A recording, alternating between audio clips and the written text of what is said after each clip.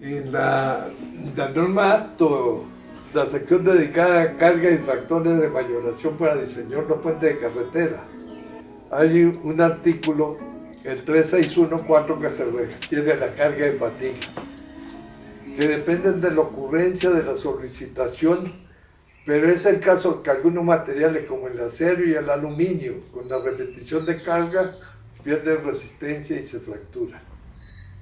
El ingeniero August Wöhler, un alemán nacido en Hannover en 1819 y muerto en la misma ciudad en 1914, era una persona con habilidad especial para la matemática y por esa razón en la escuela lo becaron para un colegio de alto nivel y de allí lo reclutó la empresa Borsig, que fue la fabricante de la primera locomotora de vapor. Inicialmente esa empresa era una fundidora de acero y después evolucionó a ir haciendo edificios y maquinaria.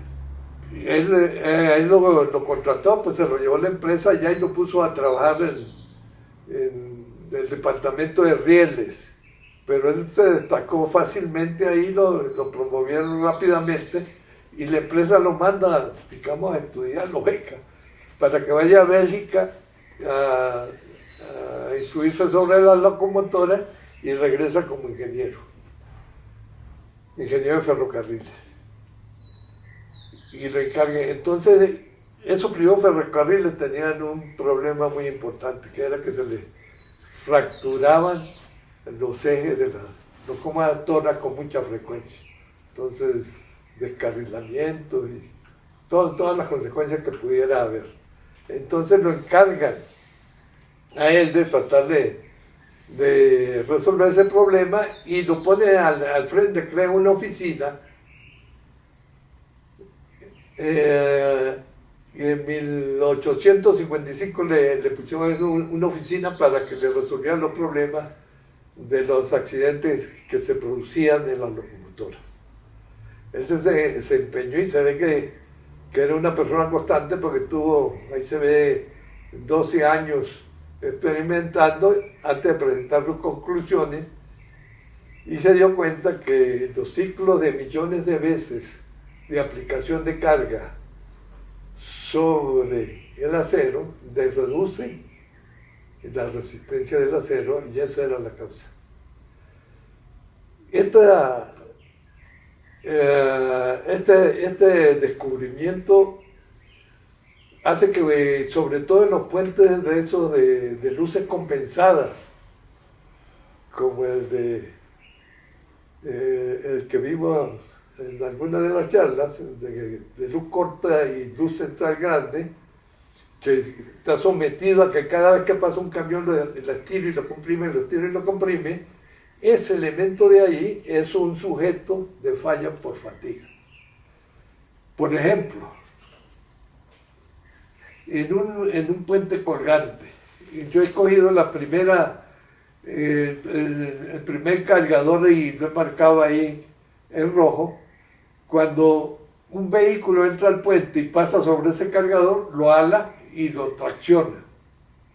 Y cuando el vehículo se aleja, ese cargador ya no se entera de nada, o a lo mejor se tracciona un poquito o se comprime. Él está cambiando con cada vehículo que entre, está cambiando de esfuerzo. Y escogí el puente colgante porque esos son los puentes que no pesan nada. En el puente de volado sucesivo hay una masa de concreto tan grande que dijimos que eran 7.000 toneladas el peso del puente, que cuando pesa un vehículo de 15 toneladas ante los 7.000 es insignificante. Esos puentes diseñados para grandes pesos propios, pues prácticamente no sienten la variación de fuerza. Pero estos puentes que son muy livianos, que no tienen peso propio, están sometidos a un cambio de dirección de esfuerzos que se trata de mostrar en esta lámina. Ahí en letra chiquita se hizo un cálculo aproximado de lo que le podía estar ocurriendo a ese cargador, que cuando pasa el camión llega a 12 toneladas y cuando está solo con la carga muerta tiene solo 1 tonelada. Entonces se ha hecho un gráfico ahí en rojo que muestra, sube a una tracción de 4.000 kilos y baja a un esfuerzo, vamos a suponer, de 1.000 kilos. Y si ese tráfico es correcto, está permanente, pues está posiblemente traccionándose y descargándose, traccionándose, descargándose, y así sucesivamente, con un esfuerzo promedio, en este caso, de 2.795 kilos por centímetro cuadrado. El científico Augusto Wohler hizo, yo le voy a mostrar la probeta ahorita aquí, a mí me pareció muy interesante porque lo que hizo fue que colgó un peso con 2 rolineras de un eje. O sea, el peso estaba aquí abajo, unos brazos, y ahí había una rolinera y le pasó un eje. Y puso a rotar el eje. Entonces, el peso siempre está en su posición, pero al rotar el eje, los esfuerzos cambiaban en cada vuelta. Era tracción, compresión, tracción, compresión, tracción, compresión. Y así pudo hacer sus millones supongo que tenía un contador, o sea, el señor se las traía para inventar, ¿no? Entonces, encontró que la falla en las piezas mecánicas se producía según esa curva que muestra ahí, decía, cuando usted ha hecho 100 ciclos, o 1.000, o 4.000, o 1.000.000 de ciclos, el esfuerzo al que rompe la probeta va decayendo. Esta es la pieza que él sometió a flexión.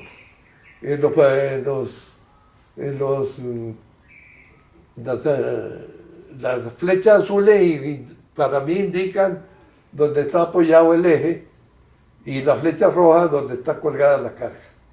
Y entonces cuando el rotor hace que el eje gire, él se va alternando los esfuerzos con mucha frecuencia, y he hecho aquí una simplificación de la curva que vimos en la lámina anterior, solo con motivo para explicar mejor.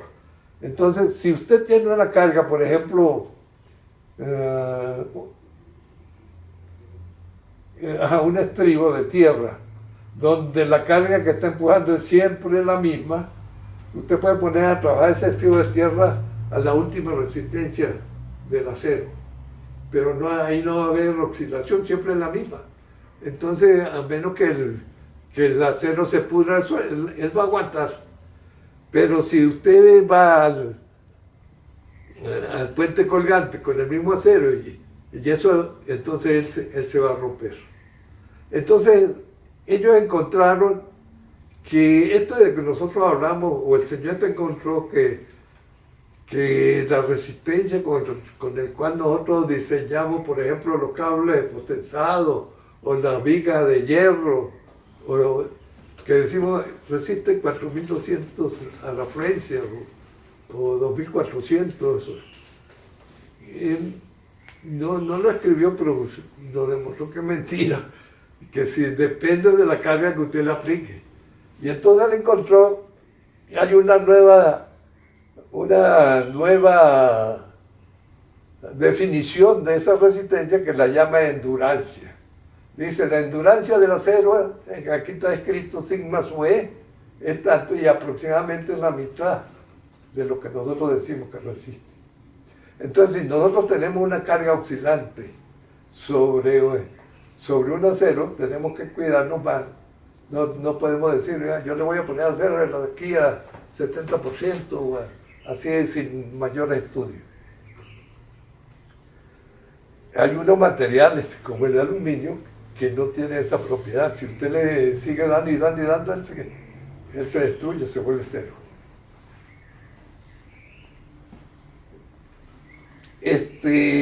Aquí he vuelto a pintar la curva, o la curva del laboratorio la he pintado. para que vean cómo va decayendo con el número de ciclos. Y entonces ahí dice vida finita de la estructura, o sea, la estructura, si nosotros decimos que esta estructura va a valer, la queremos para 50 años, pues a lo mejor nosotros podemos ponernos a trabajar a cierta resistencia, a 50 años se desbarata. Posiblemente eso hacen los fabricantes de carros, posiblemente. Sí. Yo he notado, o sea, tuve la experiencia de que el primer montante que lo pinté ahí en rojo, que es en la armadura, es en la pieza que menos carga coge, porque lo que trabaja es el cordón inferior y el cordón superior, pero el primero solo resiste cuando pasa la primera rueda. Yo la he visto aquí en Mucujepi, en esa zona, vi unos puentes que se les había reventado esa pieza, la única que había reventado. O sea que para mí claramente era una falla por fatiga. Entonces ahí hay un esfuerzo que es debido al peso propio y hay un esfuerzo debido a las cargas. Entonces, si nosotros, ese tipo de esfuerzo que se ve rojo a la izquierda, que lo llaman fluctuante, están combinados los dos esfuerzos.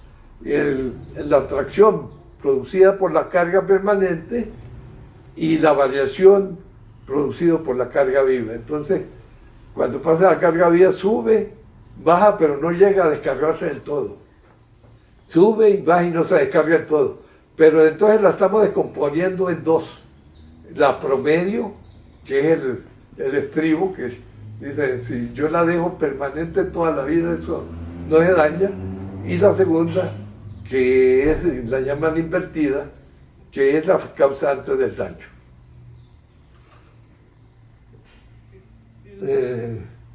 Ahí pinté, si usted saca las cuentas de los ciclos que pasan, la norma trae qué cantidad de vehículos pesados hay en esa carretera, le pregunta aquí en el acto, y qué cantidad total de vehículos pasa por ahí, y de ahí usted puede deducir cuántas veces está solicitando el elemento.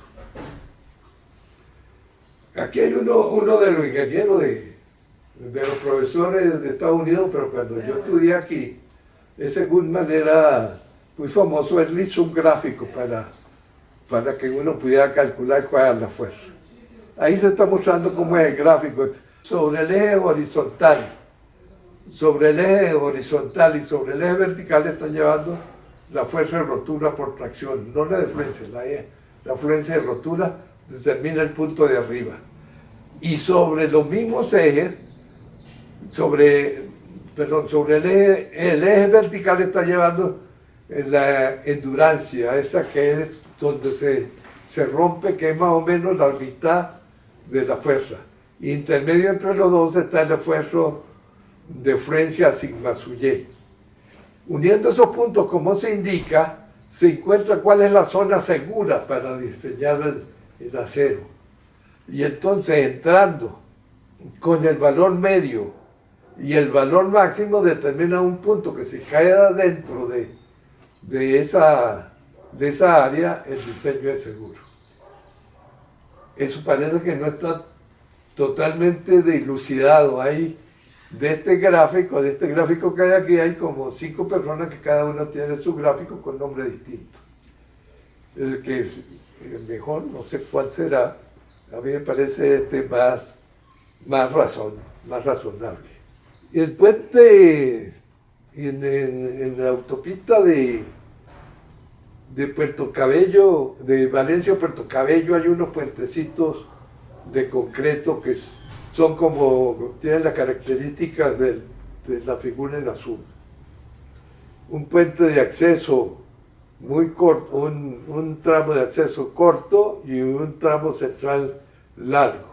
Eso coloca, trata de que la reacción en el estribo sea de tracción y dependiendo de cómo lo haya diseñado el proyectista, puede ser oscilante o de amplitud, o sea, dependería de cómo se entra la carga permanente o solo la carga viva. Esos puentes, o sea, por experiencia sé que ya después no sé cuántos años tendrían de vida. Como yo estuve trabajando un tiempo para la empresa Tapimperca, hubo de reparar algunos de esos puentes porque estaban zapateando. O sea, pasaba un vehículo, y son vehículos muy pesados porque vienen del Puerto Cabello, y el puente zapateaba y era evidente que se había reventado el tirante. Y entonces había que solucionar el problema, sería volver a perforar la roca, meter un tirante, pero ahora sí pensar en la fatiga, porque posiblemente cuando se hizo eso, como posiblemente todos los puentes que yo haya hecho, no he considerado la fatiga porque no me acuerdo, o sea que fue difícil.